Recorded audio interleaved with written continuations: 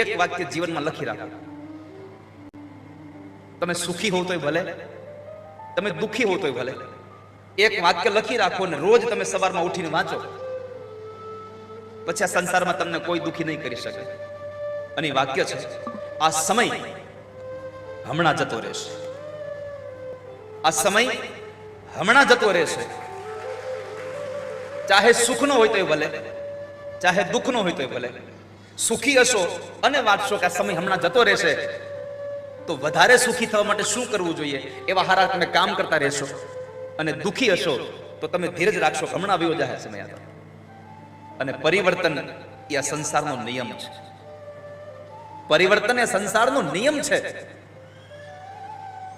માટે જીવનમાં સુખી થવું હોય તો એક નિયમ રાખો, એક વાક્યને રોજ યાદ કર્યા કરો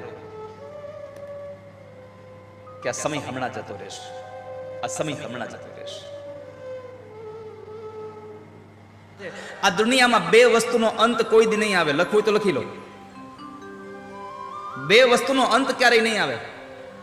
એક ભગવાનની કથાનો અંત નહીં આવે, અને એક આ સંસારના માણસોની વ્યથાનો અંત નહીં આવે કોઈ દિવસ. ગમે તેટલું ભગવાન આપશે તો કાંઈક તો ખૂટતું જ હશે, એનો અંત નહીં આવે ને. કાંઈક નું કાંઈક ઘટતું હશે. જે ઘરમાં યુદ્ધ નથી એ ઘર અયોધ્યા છે.